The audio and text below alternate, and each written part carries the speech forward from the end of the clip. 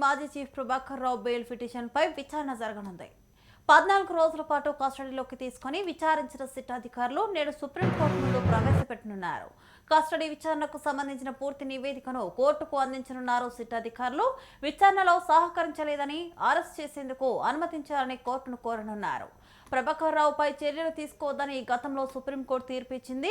Supreme court తీర్పు కారణంగా custody విచారణను మాత్రమే సిట్ చేపట్టింది. ప్రభాకర్ రావును అరెస్ట్ చేసి విచారణ జరపాలనే ఆలోచనలో సిట్ బృందం ఉంది. అయితే కోర్టు బెయిల్ మంజూరు చేస్తుందా లేక కస్టడీని పొడిగిస్తుందా అన్న విషయం ఉత్కంఠగా మారింది.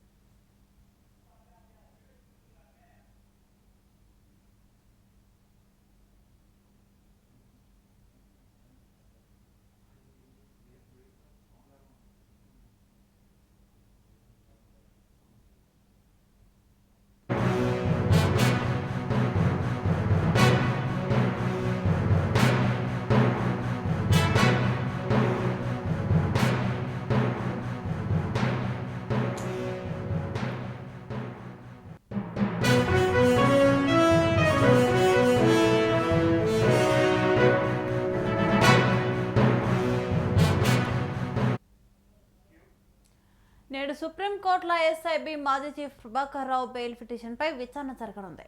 14 రోజుల పాటు కస్టడీలోకి తీసుకుని విచారించిన సిట్ అధికారులు నేడు సుప్రీంకోర్టు ముందు ప్రవేశపెట్టనున్నారు.